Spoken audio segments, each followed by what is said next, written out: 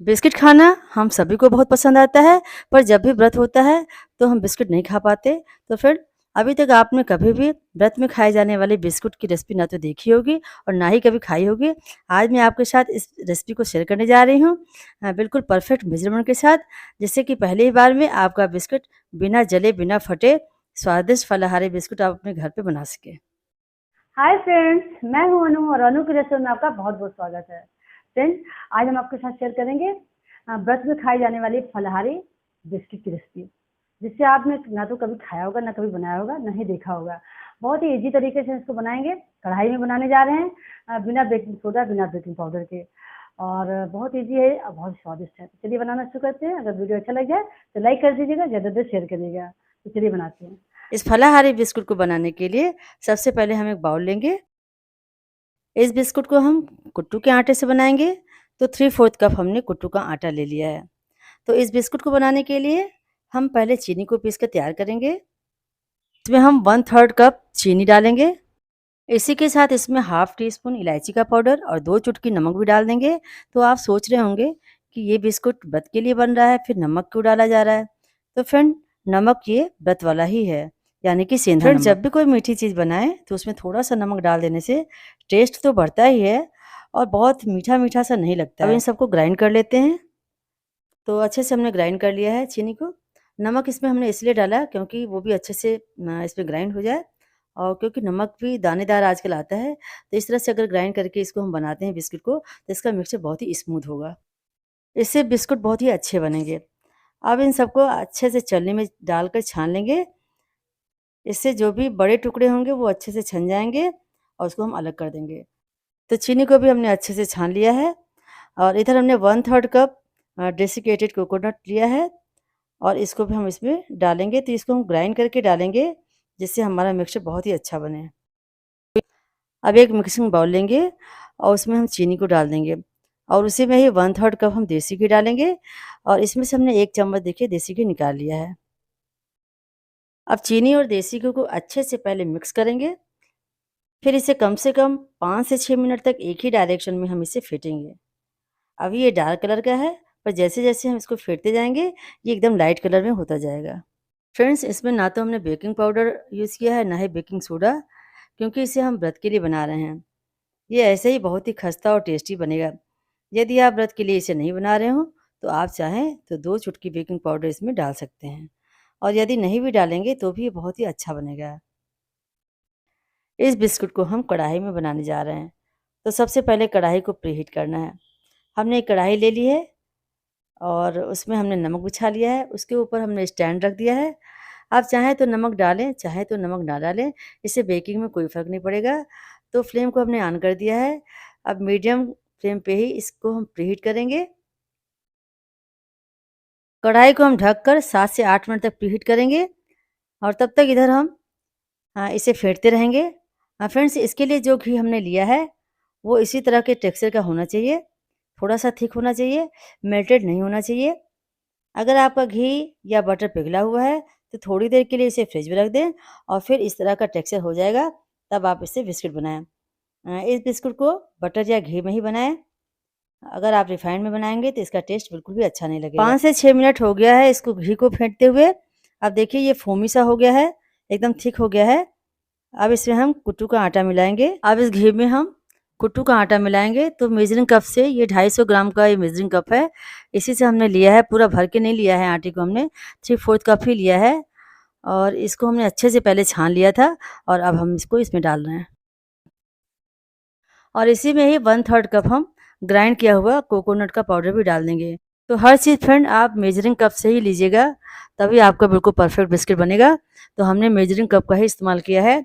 तो आप इसमें कोई भी व्रत वाला आटा यूज़ कर सकते हैं फ्रेंड।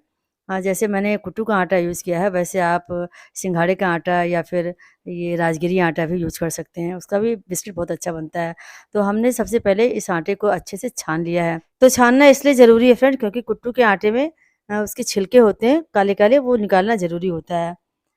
मिश्रण को थाली में निकाल के अच्छे से मिलाएँगे, और इसे एक डो की तरह हमें नहीं गूँथना है, बस सब अच्छे से मिला लेना है। तो कभी भी आपने कुट्टू के आटे की फलाहारी बिस्कुट ना तो देखा होगा, ना खाया होगा। इस बार मेरी तरह से इसे बना के देखिए, पहली बार में ही आपका बिस्कुट बहुत ही अच्छे से बन जाएगा।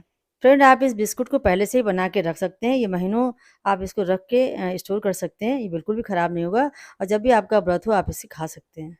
तेल का बूरा हमने डाला है, उससे मिश्रण थोड़ा बिखरा-बिखरा लग रहा है, इसलिए इसमें हम 3 चम्मच नॉर्मल किया हुआ दूध डालेंगे, इससे मिश्रण बिल्कुल ही ठीक हो जाएगा। तो फ्रेंड, हमारा मिश्रण बनके तैयार है। अब 1 स्पून लेंगे और उसमें इस मिश्रण को डालकर एक गोली जैसा बना लेंगे और इससे सारे बिस्कुट हमारे क्या होंगे, एक जैसे लगेंगे और एक गोली अपने हाथ में लेंगे और इस तरह से बिस्कुट का शेप देते हुए हम इसको बना लेंगे। फ्रेंड, आपको जिस शेप में भी बिस्कुट पसंद आता है, आप उस शेप में इस बिस्कुट को बना सकते हैं और थोड़ा-सा इसको हम मोटा रखेंगे जिससे कि बहुत ही चिपटा बिस्कुट ना बने। और अब इधर हमने देखिए एक थाली ले लिया है और इसमें हमने फॉइल पेपर लगाया है, उसके ऊपर हमने घी लगा दिया है। अब इसी में ही बाकी भी इसी तरह से बिस्कुट बना-बना के हम रखते जाएँगे। हमने सारे बिस्कुट बना के तैयार कर लिया है, अब इसे हम कढ़ाई में बेक करने के लिए रखेंगे और जो 4 पीस की गोली बची हुई है, इसको हम माइक्रो के कन्वेक्शन मोड पर बेक करेंगे। स्टील का प्लेट ले लिया है हमने और उसमें भी थोड़ा-सा देसी घी लगा लेंगे, जिससे कि हमारी जो बिस्कुट है वो इसमें चिपके ना। अब इस थाली को प्री हीटेड कढ़ाई में रख देंगे और ऊपर से ढक्कन लगा देंगे। तो आप अच्छे से देख लीजिए कि आपकी कढ़ाई का जो ढक्कन है, वो अच्छे से फिट हो रहा है कि नहीं। अगर अच्छे से फिट नहीं होगा तो सही टाइम पे आपके बिस्कुट बिल्कुल तैयार नहीं होंगे। अगर आपकी कढ़ाई का ढक्कन अच्छा है तो आपका जो टाइम हम देंगे उसी टाइम पे आपका बिस्कुट बिल्कुल तैयार हो जाएगा। तो देखिए हमारी कढ़ाई के ढक्कन में भी ऊपर से होल है, तो इसमें भी हमने सिल्वर फ़ॉइल लगा दिया है, जिससे कि बाहर की हवा अंदर ना जा सके और सही टाइम पे हमारा ये बिस्किट पक जाए। अभी फ्लेम को 2 मिनट के लिए हमने तेज़ कर दिया है, ताकि हमारी जो थाली है अच्छे से गर्म हो सके और एक बार थाली गर्म हो जाएगी तो फ्लेम को हम धीमा कर देंगे और इस बिस्कुट को कम से कम 15 से 20 मिनट तक हम बेक करेंगे। 15 मिनट तक कढ़ाई को अच्छे से ढक कर रखना है, बिल्कुल बार-बार नहीं खोलना है इसे। 15 मिनट के बाद एक बार हम ढक्कन खोल के देख लेंगे और चेक कर लेंगे कि हमारा बिस्कुट जल तो नहीं रहा है और फिर इसको हम ढक के फिर 5 मिनट और पका प्लेट में लेंगे। भी हमने रख दिया है अपने बिस्किट को। अब इसको हम बेक करेंगे माइक्रोवेव पे कन्वेक्शन मोड पे। तो चलिए इसको बनाते हैं। और हमने क्या किया कि माइक्रोवेव में जो कन्वेक्शन मोड है उसको हमने 180 डिग्री सेल्सियस पर 10 मिनट के लिए प्री हीट कर लिया है। अब इसको हम बेक करते हैं। तो यहाँ पे हमने स्टैंड लगा दिया है और उसके ऊपर इसको रख दिया है और अब इसको बंद कर देते हैं और फिर से एक बार सेट कर लेती हूँ मैं इसको 180 पर 10 मिनट के लिए और स्टार्ट कर देती हूँ। और बीच में एक बार देख लेंगे कि ये जो है ज़्यादा अगर ऊपर से लाल हो गया होगा तो थोड़ा कम करेंगे, नहीं तो ये ठीक है।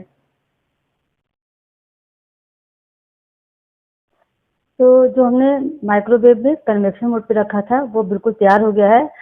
तो 8 से 9 मिनट के ही अंदर ये तैयार हो गया है। अभी बिल्कुल नहीं छूना है इसको। और ये देखिए हल्का सा गोल्डन हो गया है और हमने इसको निकाल लिया बाहर। और इधर हमारी कढ़ाई में भी हमने देखा 15 मिनट के बाद हमने इसको चेक किया है तो हो तो गया है, लेकिन थोड़ा हल्का कलर अभी कम है। तो 5 मिनट के लिए हम इसको और बेक करेंगे तो कम से कम इसको पूरा टोटल इसका टाइम होगा 20 मिनट। तो अभी 15 मिनट हुआ है, 5 मिनट और करके फिर हम आपको दिखाते हैं इसको। और स्लो पे ही हम इसको बेक कर रहे हैं। अपने कुकीज़ को हमने 5 मिनट और बेक किया है। अब बिल्कुल परफेक्ट कलर आया है। तो कढ़ाई में जब भी हम बेक करते हैं कोई भी चीज़ तो ऊपर से कलर नहीं आता फ्रेंड, नीचे से बहुत अच्छा कलर आएगा। और माइक्रो या उसमें कन्वेक्शन मोड में जो हम करते हैं तो नीचे से थोड़ा सा कम कलर आता है, ऊपर ज़्यादा अच्छा कलर आता है। तो यही फ़र्क होता है। और ये बिल्कुल परफेक्ट तैयार है। और इसको हम बिल्कुल ठंडा करेंगे। बिल्कुल बहुत सॉफ्ट है, अगर हम इसको अभी छूएंगे सब टूट जाएगा। तो इसको संभाल के हमको निकालना है।